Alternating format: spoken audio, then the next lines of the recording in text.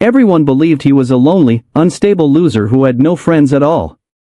However, everything changes when he is suddenly thrown onto an off-brand Squid Game-style island filled with many people, or he is forced to fight just to stay alive. Ning was a foolish incel with a room temperature IQ and a severe case of amnesia. Even so, he believed himself to be smarter than Stephen Hawking and Einstein combined. One day, he abruptly wakes up from a nightmare in a dimly lit place, having no idea how he ended up there. As he struggles to get his bearings, he hears the voice of a strange girl who says she is relieved to see him awake and warns him about the wall behind him. The moment she says this, he turns around and sees that the wall is covered in spikes and is slowly moving toward him. He immediately jumps up and runs to the opposite side, and the wall suddenly stops. Panic sets in as he searches desperately for a way out, but the girl tells him it is pointless because the door cannot be opened from the inside. He then tries to pull the bars out of the window so he can escape through it, but that also proves useless, and he collapses onto the floor in exhaustion. From the other side, the girl named Jin begins crying like a baby, saying that they are going to die there. He asks who she is and what she wants from him, but when he looks more closely through the hole, he realizes that she is also a victim just like him. Feeling remorseful, he apologizes. Through her tears, she tells him that no one is coming to rescue them and that the spiked wall will keep moving toward them every few minutes. He tells her to calm herself and asks her to use the axe beside her to break open the window and escape. However, she explains that there is no window on her side. He then asks her to pass him the axe so that he can at least free himself first and then come back to save her afterward. She stops crying and, in a grim voice, asks him to promise that he will return for her. Suddenly, the walls on her side begin to move, and she desperately begs him to make that promise. At last, he makes a death-bound promise, and she pushes the axe through the hole, but it does not pass through completely. He pulls on it with all his strength from his side, but it still will not budge. He then asks her if she can widen the hole from her side, and she strikes the wall with tremendous force, only to realize that it is made of graphite and cannot be broken so easily. She gives up and begins crying once again. Ning finally loses patience with her and tells her to shut up so he can think clearly. He then asks how she ended up there, and she tells him she has no idea except that she was taking a nap on the subway and, when she woke up, she found herself lying on an iron bed. As soon as she says this, he gets an idea and tells her to smash the bed and give him one of the iron bars. She stands up and does exactly as he says, handing him the iron bar through the hole. He immediately rushes to the window and smashes it open. Just in the nick of time, he escapes, while the girl begs him not to abandon her as the wall begins closing in on her. As time passes, she reflects on how she was abandoned years ago during a hiking trip. One of the men in her group was injured, so she took him into a cave and treated his wounds, since her father was a doctor and had taught her these skills. The rest of the group arrived and pulled her outside to speak with her in private. They told her they had to leave quickly because of the snow, but she refused, insisting that one of their teammates was injured and could not be left behind. The injured man overheard the conversation and yelled at the other two men for betraying him. In the end, those two men abandoned both her and the injured man to die as they left on their own. Days went by, and she did everything she could to keep them both alive while continuing to care for his injury. In return, he tried to thank her with a kiss, but she rejected him. Later, when she returned after gathering food, she was horrified to discover that he had also left her behind. Back in the present, all she can think about is how men have always betrayed her, and she starts crying again, believing that Ning has abandoned her as well. To her surprise, he suddenly breaks through the wooden roof and reaches out his hand to help her. She grabs onto his hands, and together they make it outside, both of them breathing heavily. Without warning, she hugs him tightly and says how happy she is that he came back. She introduces herself and says that she is a first-year medical student before asking about him, but instead of answering, he tells her to look around. They realize that they are still not safe and climb down from the roof, landing on the balcony of a lighthouse. They notice a metal door in the floor that leads to an underground tunnel and decide to try going through it. Ning climbs down first, and she follows closely behind him as they carefully descend using a metal ladder. While climbing down, he notices that several steps are missing and jumps down a few rungs, telling her to do the same. However, she is too frightened to move, so he tells her that he will catch her. She jumps, and he catches her without any difficulty. However, this causes both of them to lose their balance, and they accidentally slip, falling off the ladder and straight into the sea. As he sinks, he feels as if he is reliving the same drowning nightmare again, but Jin manages to wake him up and drags him back to the surface. Some time passes, and he remains unconscious. Because of that, she carries him into a room on the lower level of the lighthouse. She checks to see if anyone else is inside and switches on the light, only to discover a horrifying-looking corpse. While she stares at it in fear, she hears a sound behind her and slowly turns around, only to see a man with orange hair threatening her with a knife. The man orders her to go back and put Ning down on the floor.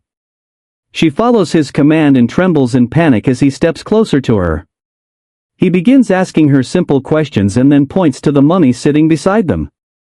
She tells him that she knows nothing about it, but he finds her explanation hard to believe. He then says that maybe he should question Ning instead and stomps on his finger, waking him up through the pain. He asks Ning whether he knows the girl, and Ning replies that he does not, causing Jin to burst into tears as she explains how they both escaped from the cell and everything else that happened. The orange-haired man, Jang, threatens to stab them with his knife if they refuse to follow his rules.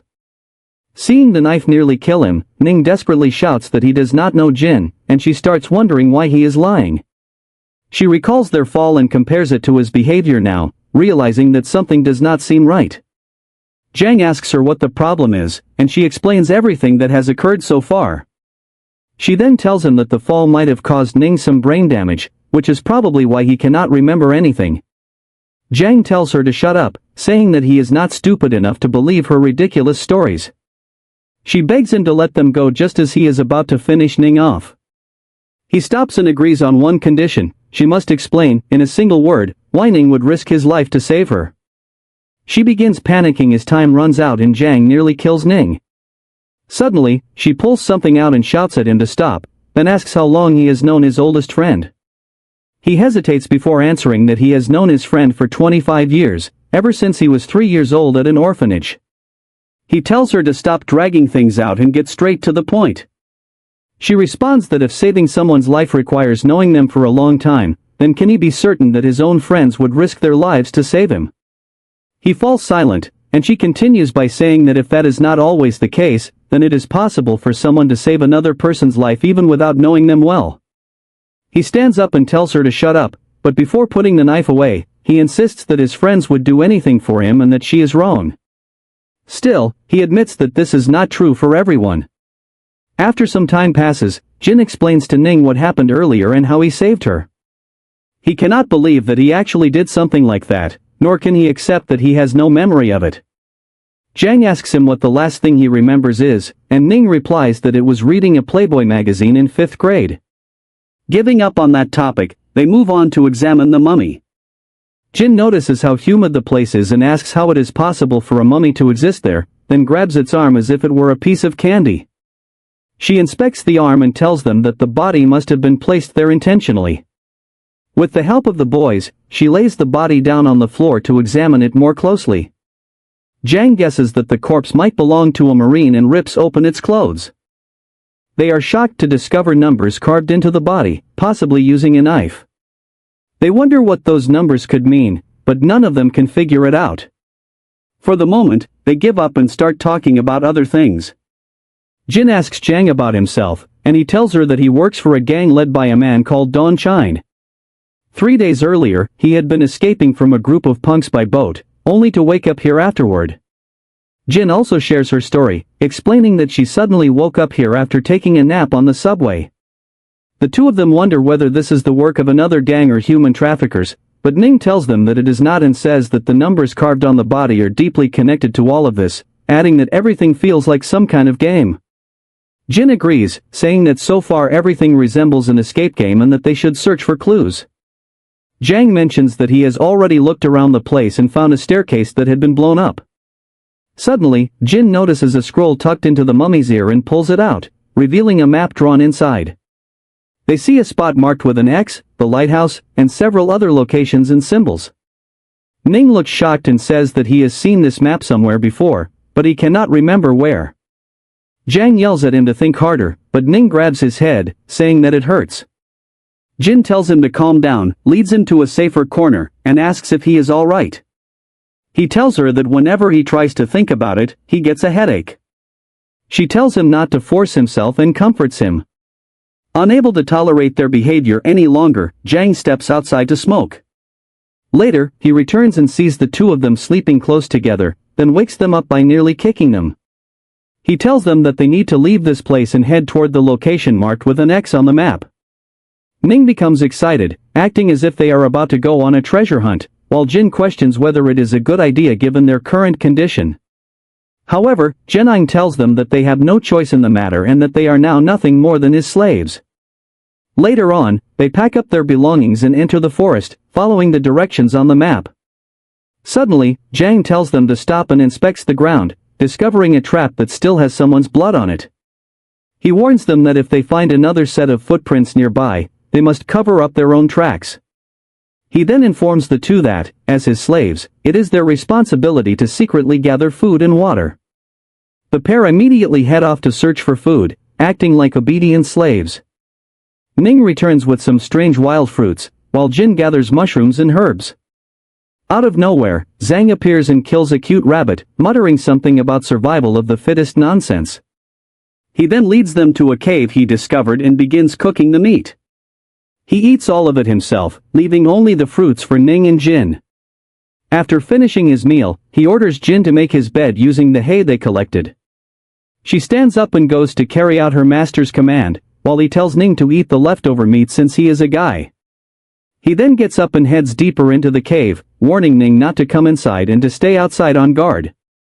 While Jin is making the bed, he suddenly pins her to the ground, and she cries out for help.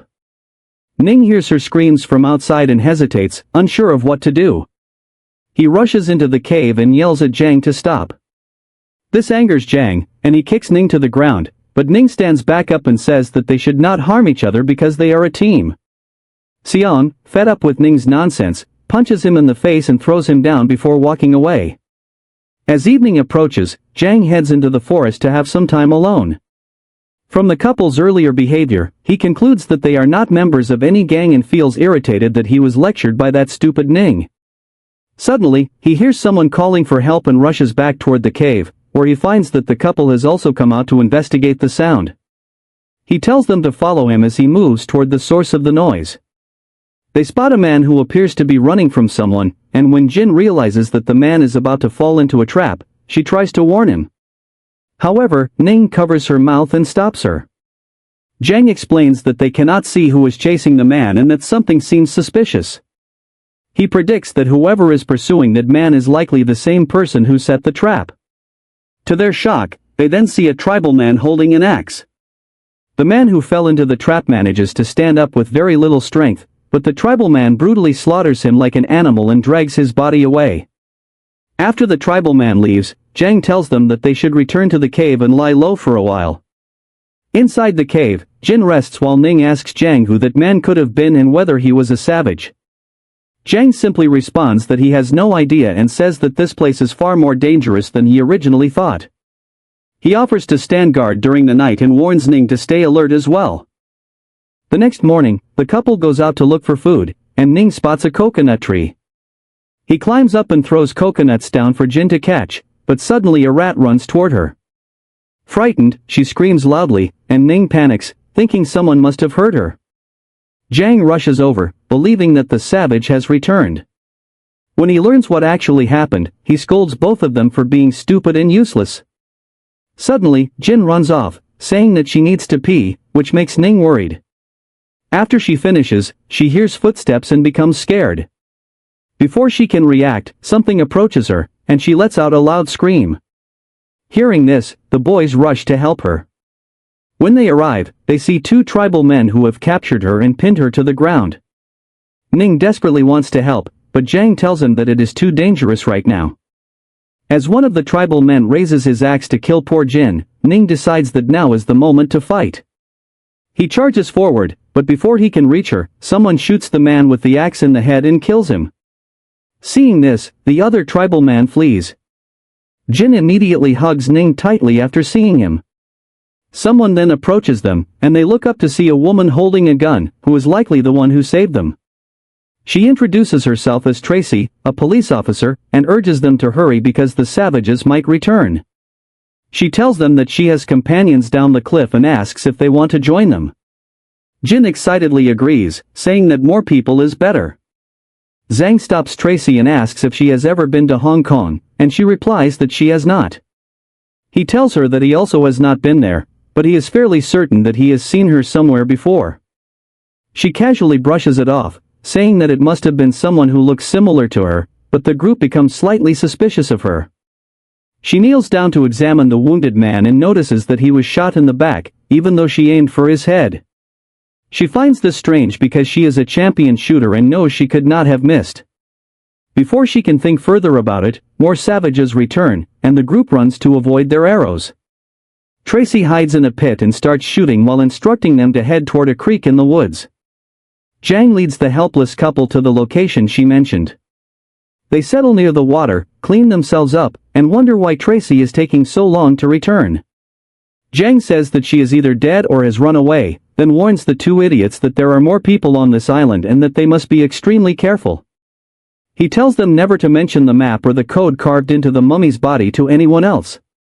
Jin says that she will follow whatever Ning says, but Ning spouts nonsense about fighting classes and ranks as if they are inside a video game. Eventually, he agrees with Zhang that they should work as a team, and Zhang asks everyone to make a death vow to follow this rule. Dramatically, the three of them vow to stick together and fight for survival, promising never to betray each other no matter what.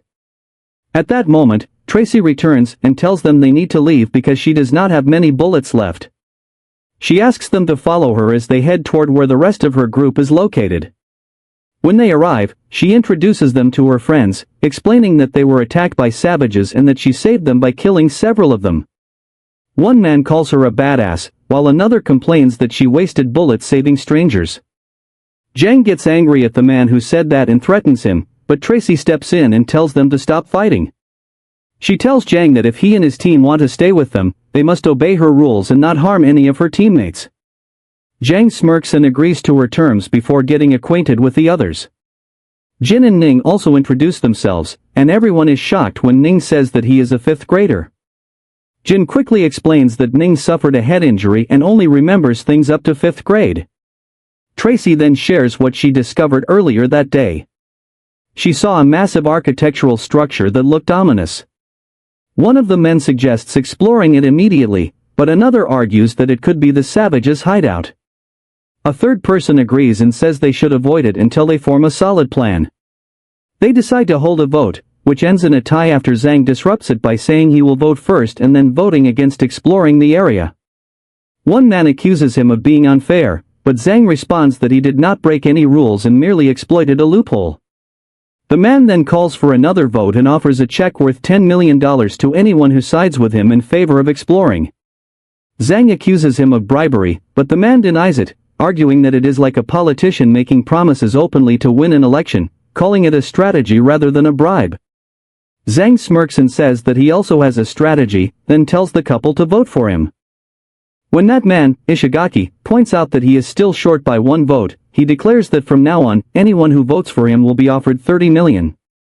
Tracy immediately points out that he does not have that kind of money, to which he responds that Ishigaki will pay on his behalf, since Ishigaki wants the vote to turn out badly for the others and will not mind paying extra for it. Soon after, they call for another vote, and unsurprisingly, Zhang wins when one of the men switches sides.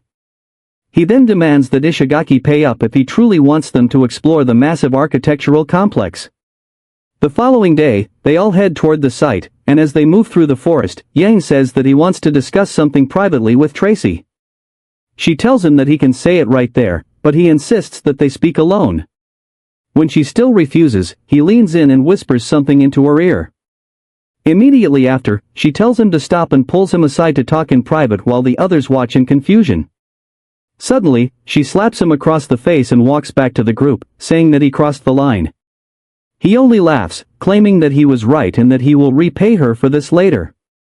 The group asks Tracy if she is all right, but she refuses to explain anything and continues walking forward in frustration. The others quietly follow her lead as she guides them to the complex, and by evening they finally arrive. Everyone is stunned by the sheer size of the structure and stands there staring in amazement. Tracy asks Ishigaki whether he can recognize the architectural style, and he replies that it resembles Mayan pyramids. Jang then asks if that means they are in Egypt, but Ishigaki explains that they cannot be certain, since pyramids exist in many countries, and he lists several examples. They enter the structure, descending what feels like an endless staircase. Tracy warns everyone to stay alert and close together in case the savages return. After what feels like hours, they finally reach the central area of the complex. Jin tells Ning that she feels terrified, explaining that at first she thought they had simply been kidnapped, but now it seems as though they are on an entirely different continent surrounded by strange people. She wonders whether all of this is some kind of reality game they are being forced to play. Ning responds childishly, suggesting that maybe they are inside a video game, causing Jin to sigh as she wonders what to do with this useless amnesia patient whose mindset is now that of a fifth grader. They continue talking, and Ning tells her to stay positive, pointing out that this location is marked on the map, which means they are heading in the right direction. The two of them then laugh, joking that if they escape this place, they will never have to work again since they now have a 30 million check that could support them for life. Tracy calls Jang over and shows him some burn marks. She touches them and notes that they are still warm, meaning someone lit a fire there not long ago. The others wonder if it was the savages, but Ning argues that it cannot be them since they would not know how to use batteries, implying that other people must have been there. Tracy adds that judging by the surroundings, those people also rested there. Ishigaki then says that they should head deeper into the pyramid to explore. One man refuses, arguing that it is safer outside, but Jang suggests that they split into two groups, one to explore inside and the other to stay outside. Ishigaki agrees under one condition: he will divide the teams. He will lead the exploration group, with Tracy protecting them, Jin accompanying them for her medical knowledge, and another man joining for his physical strength.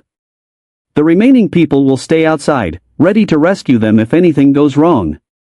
After the exploration team leaves, the orange-haired man asks Jang why he did not object and proposes that they work together to take down Ishigaki so they can gain all the power. Jang smirks and flatly refuses, saying he does not want to work with pests like him. When the man continues talking nonsense, Jang pulls out his knife and threatens him, demanding his check. The man protests that this is a crime, but Jang replies that there is no evidence, and just as he says, the only possible witness is busy relieving himself. Meanwhile, the other group explores the inscriptions on the walls. Ishigaki comments that they would need an archaeologist to decode them and decides to move on. As they continue, Jin recalls what she previously told Ning. She had poisoned Zhang with her hair clip when he tried to take advantage of her in the cave, and if she had not secretly administered the antidote, he would have died within 7 days.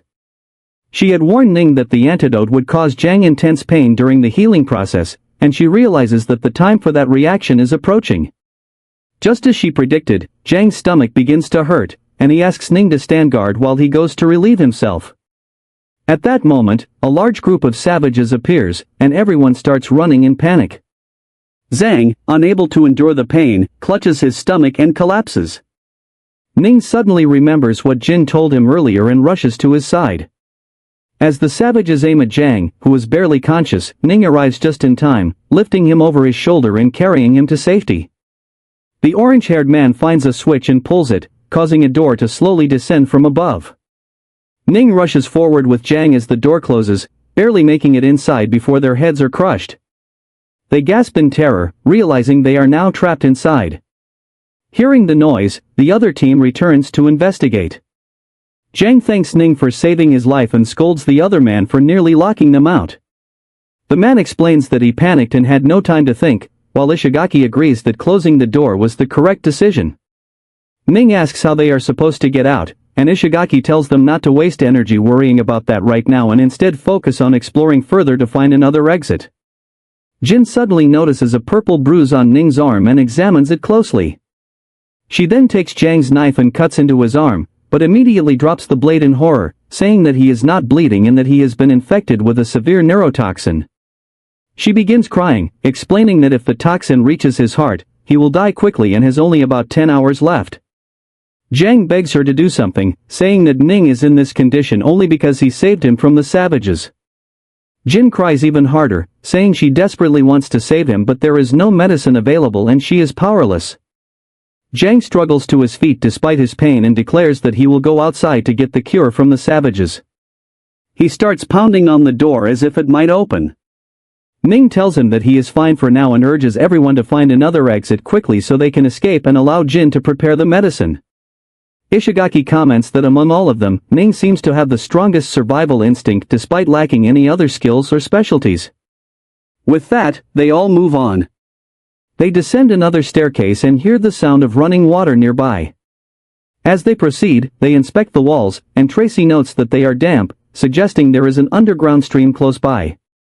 Suddenly, they notice light at the far end of the stairs and wonder if it might be an exit. However, when they reach it, they are shocked to find a hallway filled with water, with only a few pillars protruding above the surface. Ning grabs his head, complaining that it hurts again and saying that he has seen this place before.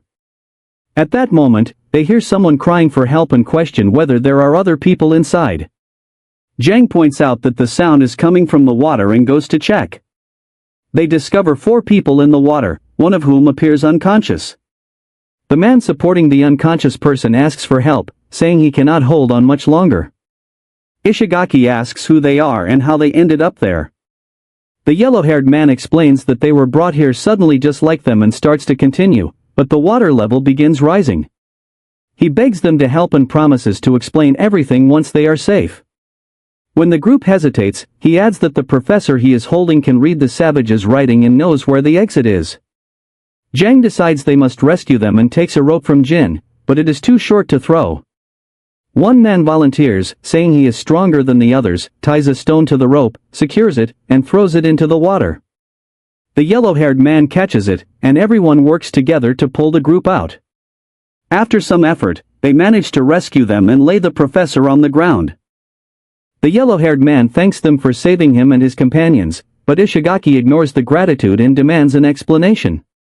The man introduces himself as Andrei, a Russian mercenary who is now part of an Israeli military organization. The overweight man introduces himself as Ding, an artisan, which excites Ning like a child as he says he loves art. The brown-haired woman introduces herself as Cherry, a housewife from New Zealand. Andrei then points to the man lying on the floor and reveals that he is an expert in ancient civilizations who can read the inscriptions on the walls. Tracy checks his condition and says his breathing is normal and that he is merely unconscious and will recover with some rest.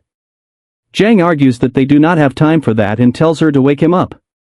The professor awakens coughing and explains that the exit exists, because according to the inscriptions, once they reach the highest point, the door will reveal itself. They wonder if it is in the ceiling, but Ishigaki points out that there are many pillars and that finding the tallest one may lead them to the door. Jin asks how they are supposed to reach it, since it is far from the surface and they cannot swim that distance. Andrei explains that they do not need to, saying there are 4 inlets in the room that open and close at intervals. When they open, the water level rises, and each pillar has a platform, meaning they must swim from one platform to another and wait for the next water level change.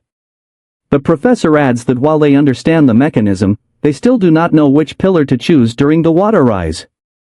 They consider swimming straight to the tallest pillar, but Andrei warns that the water flows with immense force, making it impossible. The professor agrees, revealing that they already tried and failed, and that he would have drowned after being struck by the water if Andrei had not saved him. As they speak, the inlets open again, flooding the room and submerging most of the pillars. Andrei tells them that there is a 10-minute interval between each surge and that they must determine the correct pillar before the next one. Ning says the solution is simple and suggests moving in a straight line, explaining that since there are many pillars, they should start with the 2 directly aligned in front of them. The professor stares at him in disbelief, as if looking at a mad genius, and tells the others that Ning is absolutely correct. They plan that within the next 5 minutes, the water will rise to the first pillar, allowing them to swim there, and that each subsequent pillar will be 10 meters higher than the last. Therefore, they must wait through 2 water surges to reach the next pillar, and then continue the same way forward. This means that within 1 hour they should be able to reach the highest pillar. They separate into teams, with the strongest members climbing the pillars first and then pulling up the weaker ones one at a time using the rope. The orange-haired man argues that the person who gets pulled up last will be exposed to the most danger and suggests that they draw lots to decide the order fairly. However, Jin disagrees, explaining that if someone weak like Ning ends up last, he would not survive. In response, he bluntly says that he does not care if Ning dies, which enrages Zhang, who kicks him and pulls out his knife. Andre and Tracy immediately restrain Zhang and point their weapons at him to stop things from escalating. Ishigaki warns him not to injure any teammates and states that there is no alternative except to draw lots to decide the pulling order. Unfortunately, Cherry draws number 8, meaning she will be the last to go. Tracy approaches her to comfort her, but Ishigaki steps in and offers to switch places, volunteering to go last so that Cherry can go first. She thanks him, and the group begins to carry out the plan. When the water rises to their level, they begin swimming, with Andre climbing the next pillar first. He throws the rope down, and Ishigaki helps Cherry grip it properly. Andre then pulls her up to the top, while Zhang and another man climb on their own. Next, Tracy is pulled up, followed by the others in sequence. When it becomes Jin's turn, she asks Ning to go ahead of her and climbs up after him. At this point, only 2 people remain, the fat man and Ishigaki. While pulling up the fat man, they feel shaking and realize that the next water surge is about to begin. After intense effort, they manage to pull him up, leaving Ishigaki alone below. Before Andre can throw the rope again, the water suddenly starts rushing in, causing panic among the group. Despite this, Ishigaki somehow grabs hold of the rope. Fighting against the powerful current, the group struggles together and manages to pull him up just in time. They take a moment to rest and talk about the structure. The professor explains that this architecture was created by the Gulen as a test of strength and bravery. When asked who they are, he clarifies that they were a mysterious and ancient civilization located in South America. He adds that there are no existing records of them today and that he only knows about them because his own professor researched the subject. He explains that the Gulens were predators of the Maya, and that records of them exist only in Mayan texts. Ishigaki asks if that means they are currently in South America, and the professor replies that it is very likely, mentioning that a structure extremely similar to this one is described in ancient Mayan writings. He then talks about the symbols carved on the walls, stating that they are written in the Gulen language, which consists of only 20 letters. Ning asks whether the savages they encountered are ancient Gulens, but the professor tells him they are not. He continues by explaining that Gulens were said to be extremely intelligent, and some legends even claim that they were immortal. Everyone exchanges shocked looks, wondering how they ended up in such a place. Ishigaki asks how the Maya defeated the Gulens, but the professor grimly responds that they never did, saying that one day both the island and the Gulens mysteriously disappeared. Suddenly, Ning suffers another headache and says that he feels like he has heard all this before, but cannot remember where. Jin reassures him, telling him not to worry because they will escape soon and find a cure for him. Just then, another wave of water pours in, and they swim toward the next pillar. As before, they successfully reach the top using the rope. They congratulate each other for working well as a team and improving with each attempt. Suddenly, the fat man spots a gate and points it out to everyone.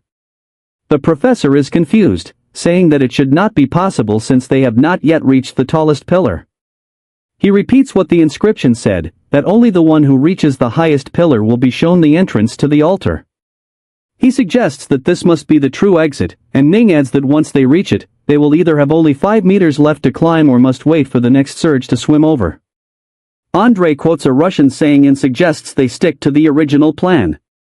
Ishigaki agrees, stating that even if this is the real exit, it may not open until they reach the highest point. Ning counters by pointing out that by the time they reach the highest platform, another surge will occur, submerging the current platform along with the door. They all agree that after that surge, reaching the exit would be nearly impossible. Tracy recalls that the hallway they entered through was damp, suggesting that water must have flowed through it before and circulates through the structure. Ishigaki predicts that when the water reaches a certain height, a drainage mechanism must activate. Tracy proposes that they first reach the highest platform, and Andre adds that if this gate is the real exit, they can swim back quickly from there. Everyone agrees and proceeds toward the high platform, with Andre reaching it first. He confirms that there is indeed a gate and begins pulling the others up. While climbing like before, Zhang slips and falls, causing another man to fall with him. Andre yells at them to climb back quickly and pulls Cherry up first.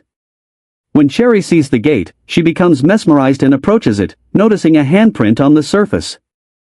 As Tracy climbs up, she sees Cherry about to touch the gate and shouts for her to stop.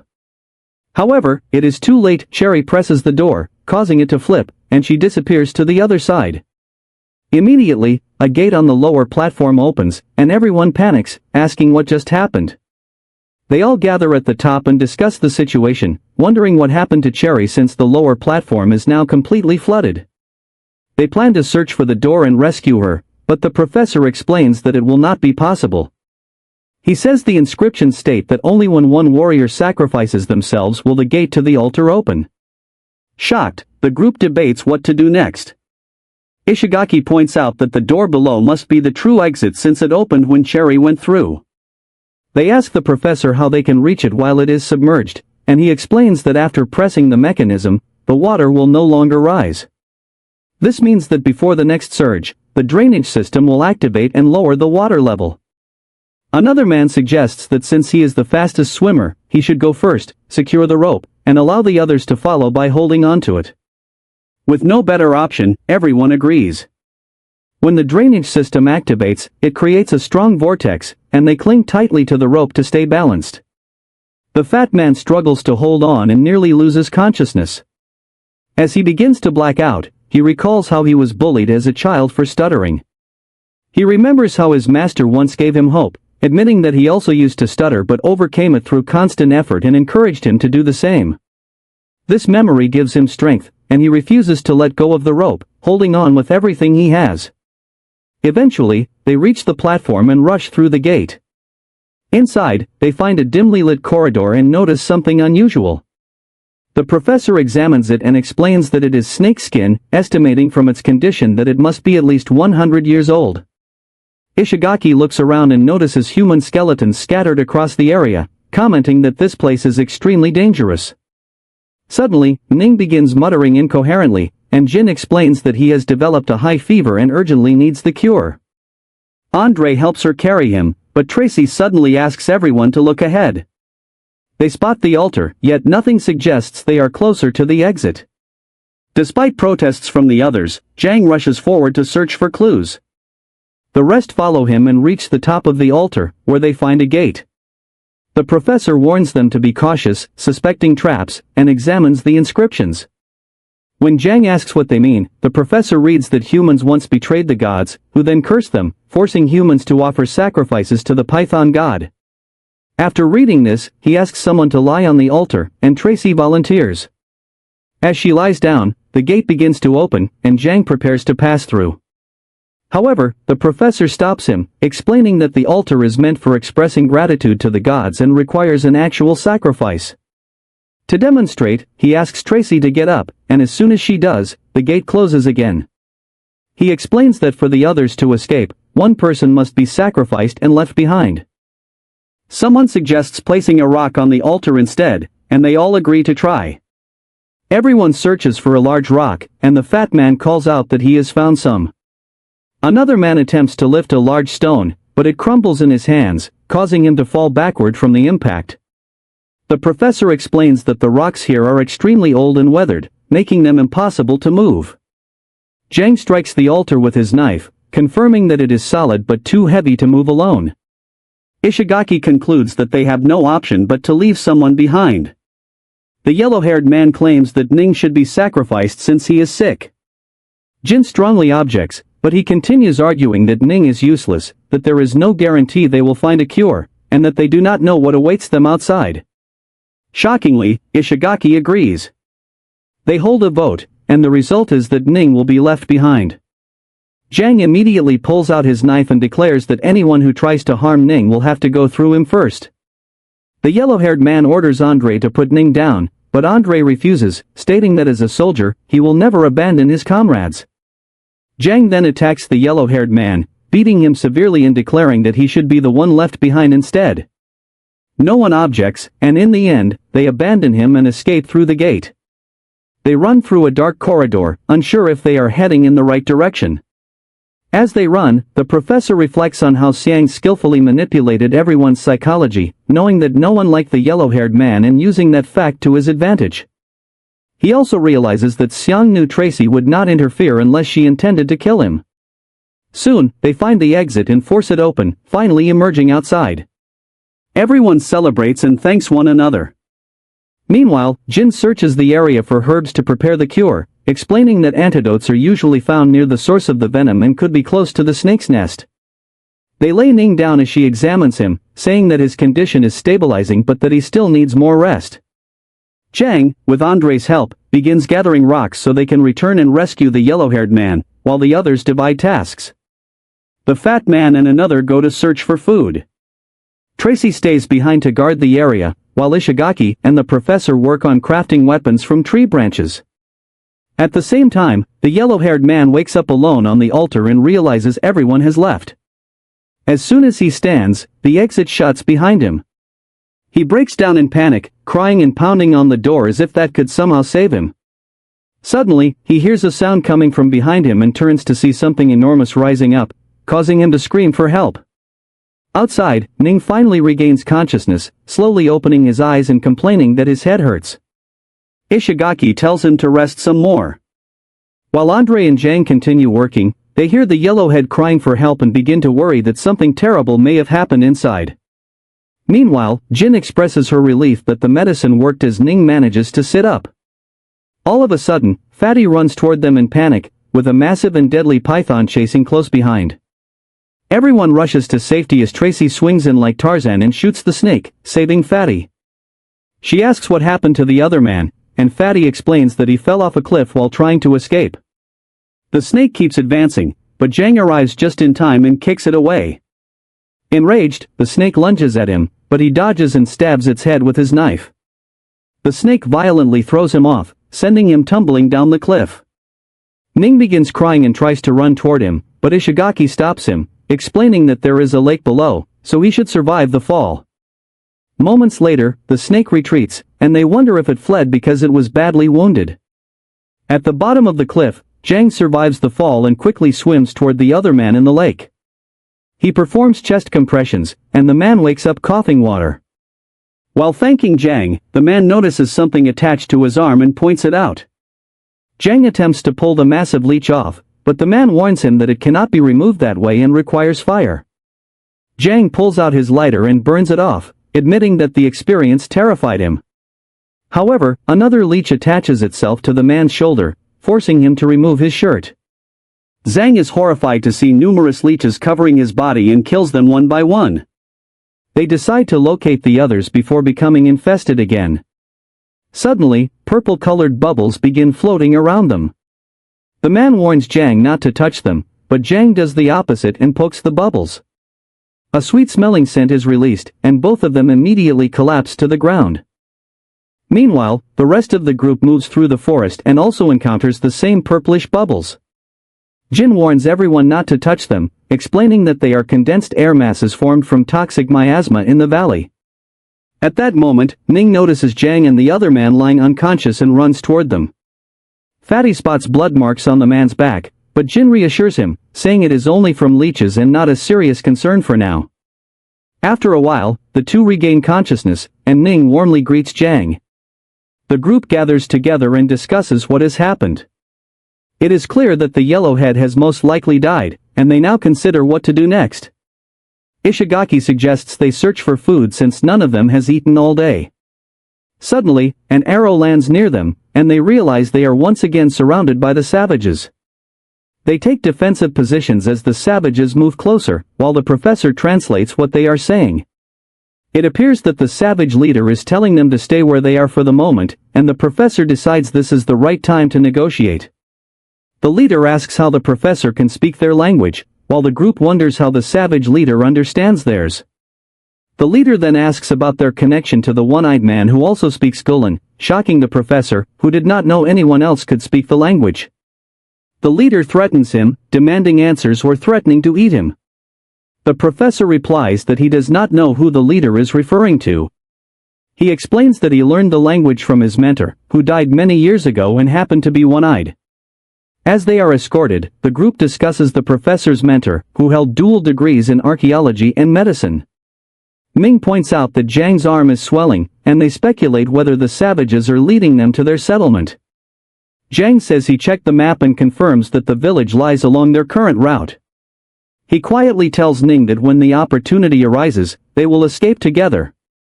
Fatty asks how it is possible that the mentor came here if he died long ago. The professor insists it is impossible, explaining that his mentor never left France before his death and that he personally stayed by his side almost every day. Tracy tells him not to overthink and focus on the present situation. When they arrive at the savage village, they see many people going about their daily lives. Fatty admits he is frightened, but Ishigaki tells him to smile and behave normally. The savage leader tells them that if they succeed in curing his father, they will be allowed to leave, otherwise, the entire village will eat them. Jin and the professor follow the leader, but as soon as he sees Jin, he angrily curses, claiming a woman cannot heal his father and will only kill him. The professor explains that Gulen culture strongly believed in male superiority and forbade women from doing anything beyond domestic duties. He tries to convince the leader that only Jin can cure his elder son, but the leader does not believe him and threatens them. At that moment, another savage with only one arm arrives and speaks to the leader. The professor translates that he is urging the leader to let Jin try. Finally, they are allowed inside, where they see many sick savages resting. Wright comments that the old man speaks the language better than the leader, prompting the professor to tell her to be quiet as they approach the chief. After examining him for a long time, Jin diagnoses the chief with malaria and explains that malaria patients can suffer complications such as amnesia. Ishigaki asks about the treatment, and she explains that it is simple: keep him hydrated and administer quinine orally, which can be extracted from the bark of the cinchona tree. She adds that the bark is the primary source of quinine. Ishigaki notes that this tree typically grows in dark, humid rainforest environments. Since they are in South America, it should be located nearby. The professor informs them that the chief has agreed to send 3 people to search for the medicine while the rest remain as hostages. If they fail to return before sunrise, the hostages will be executed. After discussion, they decide that Jin must go since only she can identify the tree. Tracy will accompany her for protection, and Andre will be the third. Andre asks Zhang for his knife, and Ning tells Zhang to give it to him since they will not need it. Zhang agrees and hands it over.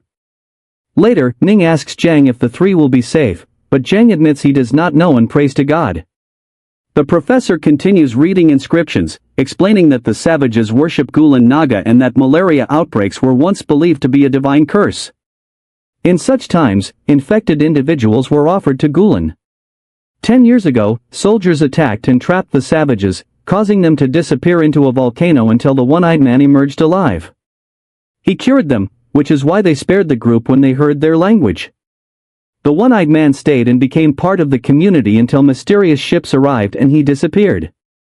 Meanwhile, Jin and the others search for the tree in heavy rain.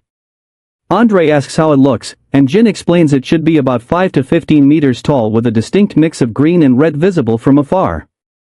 Suddenly, she shouts that she has found it, and they rush toward it. Back at the village, the professor speculates that his mentor may still be alive. Ishigaki questions this, saying he attended the funeral. The professor explains that archaeology requires funding and that the project was revived by a private organization that demanded blood donation after death. The body was taken instead of being buried or cremated. He now suspects his mentor faked his death using medical knowledge. He recalls how his mentor once revived a dead dog using an experimental drug meant to simulate death. Hearing this, Ning realizes that the truth behind the mentor's death is key to understanding why they were brought here. He wonders who funded the fake death drug and who the previous civilized visitors were. He concludes that curing the chief is the first step before heading to the volcano for answers. Meanwhile, Jin and the others collect bark when Tracy suddenly shoots near Andre, killing a strange creature. She explains it was about to attack him. Jin points out more monkey-like creatures with red eyes surrounding them. Back at the village, the savages prepare the execution early. Fatty begs them to wait, insisting Jin will return with the cure. At the execution site, Fatty panics, and the professor tells him to be brave, as cowardice leads to death. One savage drags Fatty away, but just in time, Jin and the others return. Later, they feast, and Fatty wakes up screaming that he is dead. Jin administers the medicine, and the chief slowly recovers. The leader thanks her and promises to teach them the cure so sacrifices are no longer needed. He tells Jin that the one-eyed man never shared the cure and gives directions to the mountain exit. When asked about the monkey-like creatures, he explains they were released by earlier civilized people and that anyone bitten becomes like them. Later, she recounts everything to the rest of the group, and the professor remarks that what they are facing goes far beyond any science he has ever known or studied. Ning proposes that the monkeys could be the outcome of experiments conducted by a private organization attempting to achieve immortality. Hearing this, the professor feels deeply shocked and betrayed, especially considering the trust he placed in his mentor's expertise. Ishigaki steps in to comfort him. Eventually, everyone agrees that they should investigate the mountain in order to uncover answers as quickly as possible. The following day, Zhang goes fishing together with the savages and manages to catch only a very small fish, while Jin spends her time teaching the elderly man how to treat colds and coughs. When Zhang notices the old man smoking, he asks to try the pipe, but the old man warns him that it might be far too strong. As predicted, Zhang passes out after just one inhale, dreaming about beautiful women. The old man laughs and says that he will wake up later that night. Afterward, they all join the savages in their celebrations and enjoy themselves. However, the moment they taste the wine, they are stunned by how extremely strong and hot it is. Jin becomes drunk after just a single sip, and the leader laughs loudly, encouraging everyone to enjoy the moment. Ishigaki then asks the leader if he can arrange a guide to help them explore the volcano the next day, and the old man volunteers to guide them himself. Andre notices the savages holding an archery competition and decides to take part. The leader tells him that if he wins, he can have the one-eyed man's crossbow, but if he loses, he must hand over his hat. The contest begins, with the leader shooting first and hitting the log perfectly. When it is Andre's turn, he removes his hat before shooting, revealing long, feminine hair, and hands the hat to the leader, stating that regardless of the outcome, the leader may keep it. Andre then fires the crossbow and effortlessly shoots straight through the leader's arrow, winning the match and claiming the crossbow. Afterward, he pulls another hat from his pocket and puts it on to cover his hair. That night, Zhang finally regains consciousness and steps outside, where he finds everyone enjoying themselves. Suddenly, he hears a strange sound and follows it, only to discover zombie monkeys attacking one of the savages. He shouts for help, and Ning arrives just in time to warn him that the monkeys are targeting him. Soon after, the leader and Andre arrive as well, shooting arrows at the monkeys. When Jin attempts to help the injured savage, the old man stops her and explains that it is already too late because the man will soon turn into one of those creatures. The leader carries the wounded savage away, intending to dismember and bury him so that even if he transforms, he will not be able to emerge. However, before he can do so, the injured savage suddenly wakes up, bites the leader's hand, and escapes. When the others rush over and question him about his injured hand, the leader lies and says that he fell and hurt himself. The remaining savages begin searching for the injured man, while Jin wraps bandages around the leader's hand. She comments that the wound looks more like it was caused by a knife rather than a scratch, and the leader avoids her gaze. Ishigaki announces that they should soon depart for the volcano and adds that he and Andre have gathered enough food to last the week. Ming asks the old man whether anyone besides himself was injured by the zombie monkeys. The old man replies that everyone else died, including his own son. He explains that he himself was infected, but the one-eyed man immediately cut off his hand before the transformation could occur, which is why he survived. The next morning, the group thanks the savages as they prepare to head toward the volcano, and the old man apologizes for being unable to accompany them despite his earlier promise. They then hear a loud commotion and ask what is going on. The old man tells them that a new chief is being chosen today and invites them to attend the ceremony. When they hesitate, his demeanor turns unsettling, leaving them with no real choice. During the ritual, they witness the former chief stabbing himself to collect a bowl of his own blood, which the new leader drinks to claim his position. Suddenly, the old man bursts into manic laughter and reveals that consuming the organs of a zombie monkey accelerates the infection, causing immediate transformation. He admits that the leader was responsible for what happened to his son, and that this was his revenge. As expected, the leader quickly transforms into a zombie monkey. Everyone flees in terror while the old man laughs hysterically, tears streaming down his face. Fatty and the professor escape into the forest, breathing heavily from exhaustion. They worry about the fate of the others, having been separated in the chaos. The professor suggests that heading toward the volcano might reunite them. Suddenly, a noise startles them, but it turns out to be Ning. They discuss the situation, then hear approaching footsteps and hide behind nearby bushes. They see Jin running and are about to reveal themselves, but she trips over ropes, and the savages quickly catch up to her. Because she helped them earlier, the savages decide not to kill her despite their leader's orders. They point her toward the volcano and urge her to leave quickly. The three remain hidden for a while longer, unsure if the savages would spare them as they did Jin. Once the savages leave, they emerge and discover a small map showing a route to the volcano, which they discuss together. Later, they reach the shore and decide to spend the night there, believing the savages will not come to that area. While sitting and talking, Ning suddenly recalls a memory from his past. He remembers being thrown off a ship by several men, while another man begged him to return and save him. When he climbed back aboard, the men were gone, and he blamed himself for failing to rescue that person. Fatty and the professor become concerned and ask what is happening. Ning regains his composure and explains that fragments of his memory are returning. At that moment, he notices the shoreline shrinking. The professor warns that the tide is rising and that they must leave immediately. As they stand up, they spot crocodiles nearby. Ning suggests waiting until the tide recedes, but Fatty panics and runs, attracting the crocodile's attention. He barely manages to escape into the forest, where he finds a rope. Suddenly, Fatty collides with Jang, who is smoking and tells him to be quiet. Jang asks where the others are, and after hearing what happened, becomes furious that Fatty abandoned his friends.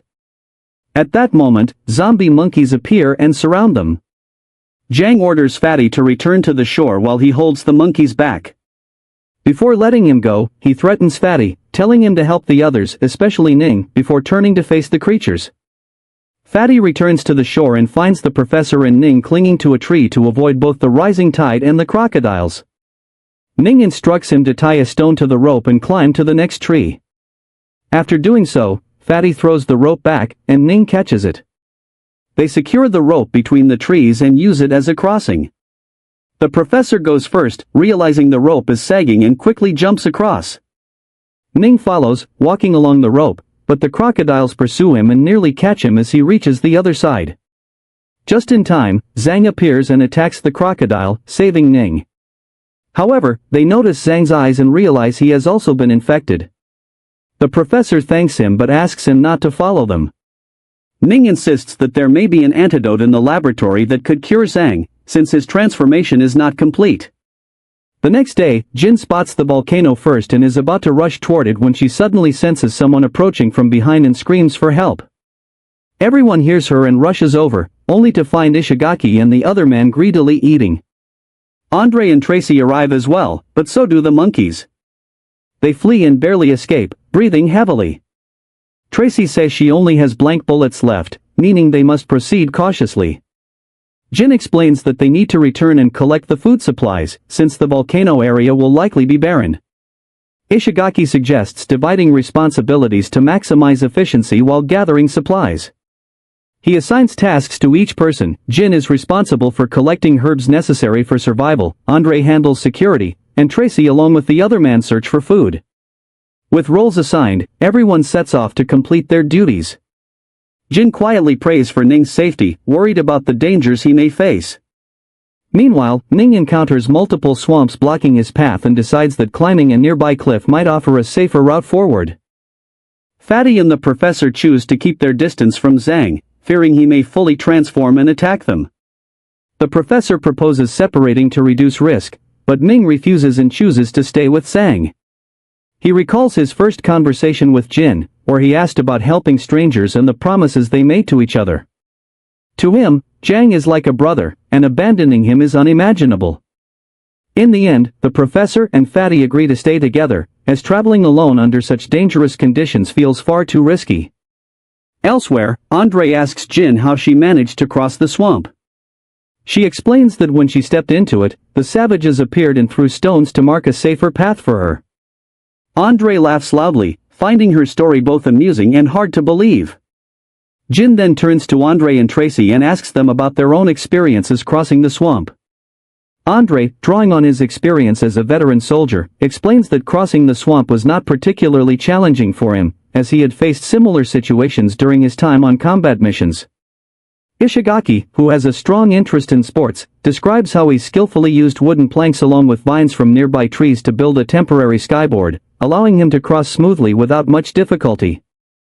As the group gathers together the food and herbs they have managed to collect, the other man remarks that Andre appears to have feelings for Tracy. Tracy responds with doubt, clearly unconvinced by the idea. However, the other man insists, pointing out that Andre went out of his way to protect her during the monkey attack earlier. Taken aback by this suggestion, Tracy recalls an operation from years before when she participated in an Interpol mission targeting a large multinational drug cartel. During that mission, she was ambushed and forced to kill a Russian mercenary named Eric Ivang. Ishigaki then notes that